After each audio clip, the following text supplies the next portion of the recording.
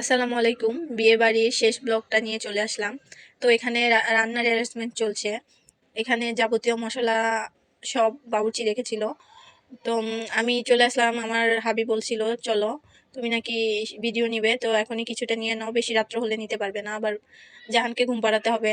সেজন্য তো আমি এখানে এসে দেখলাম যে সবাই কাজ করছে, বাবুর্চিরা সব মশলা রেডি করছে কালকে রান্নার জন্য, এগুলি হালকা ভেজে নিচ্ছে।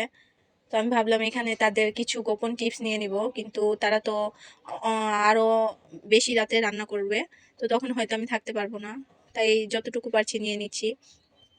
এখানে সব তারা আস্তে আস্তে করে রাখছে যাতে সব এক জায়গায় একসাথে চাপ না হয়ে যায়। তো এখানে আমার হাজব্যান্ড সব তদারকি করছে, সবকিছু ওর উপরই। এখানে ও দেখছে, ও সারা রাত্র এখানেই ছিল।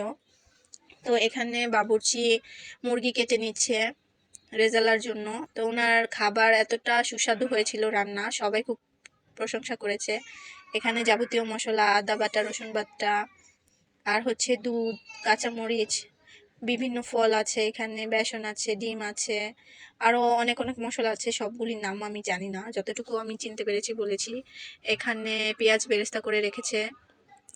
এখানে বড়রা বসে কথা বলছে, আপাও আছে, আপার হাজব্যান্ড আছে। তো আমি এখানে যখন ভিডিও নিচ্ছি তখন ভাবিও চলে এসেছে।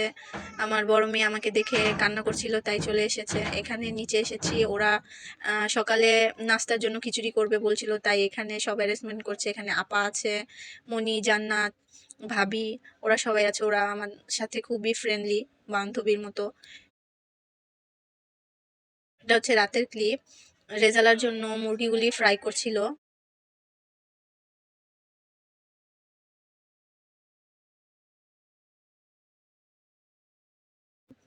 সকালবেলার ক্লিপ। রাত্রে বুদ্ধি করে আমার হাবি সব ক্লিপ রেখেছিল, আমি ওকে একটু মনে ছিল না বলতে, তো ও রেখেছিল বুদ্ধি করে। সবটা রাখতে পারেনি, যতটুকু পেরেছে রেখেছে। এখানে রান্নাটা দেখাচ্ছে, ওটা হচ্ছে সকালের ক্লিপ।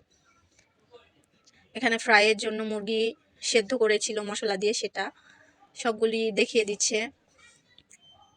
এখানে কিছু রেজালা করেছে, সেটা দেখিয়ে দিল। এটাতেও রেজালা, খুবই স্বাদ হয়েছিল। এখানে জর্দা, জর্দা খেতেও খুব ভালো লেগেছিল। আর আমি ভেবেছিলাম কিছু গোপন টিপস রাখবো তাদের থেকে, কিন্তু পারিনি, অনেক রাত্র হয়ে গেছিল। জাহানকে ঘুম পাড়াতে হবে বললাম, তাই চলে গিয়েছিলাম বনিতে। এখানে আমার বাবা দাঁড়িয়ে আছে, পিছন থেকে একটু ক্লিপ নিয়েছিল আমার হাজব্যান্ড। তো এই হচ্ছে বউ, বউটা অনেক কিউট ছিল, সবার সাথে হেসে হেসে কথা বলছিল।